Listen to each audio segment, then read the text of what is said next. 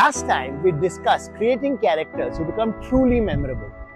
What this means is that months or even years after a film has released or a series has come on air, we're still talking about those characters and we still find them wow. One of the most iconic characters one can think of is Gabbar Singh from Sholay. Now, if we distill Gabbar to a very simplistic explanation, call him a dacoit, call him a mass murderer, call him somebody who's really violent, then it doesn't make him stand out, doesn't make him unique, and it doesn't explain why we are still so wowed by him.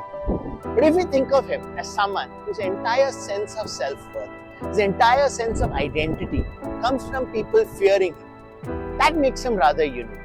Let's think back to his first introduction scene. What does he really say? He says that across the entire area, people are so terrified of him that mothers use his name to put children to sleep. Almost like how we talk about ghosts or the bogeyman. Then he kills his own dacoits because they failed in their mission. They've been driven away from the village and they've actually failed Gabbar, which has actually resulted in people fearing him less. It's that lack of fear which gets him so angry that he kills them. Then let's look at some of his decisions. In the holy scene, he has Jay and Veeru in his gun sights. He can kill them. No story would be over. But no, he doesn't. In fact, what he does is he asks them to fall at his feet and beg for mercy. And in the process, they actually get away. Because his need to be feared is so strong, because he needs to reinstill that fear in the villages, he actually allows his enemies to get away.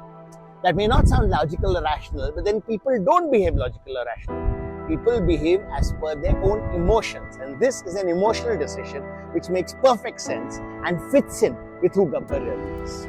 The same thing is true of even his clothes. In those days, mostly dacoits would be in a dhoti and all. But Gabbar is in military fatigues because that makes him scarier. His cave, the use of the gun belt as a weapon, all of that contribute to the fact that this is a guy who wants people to fear him.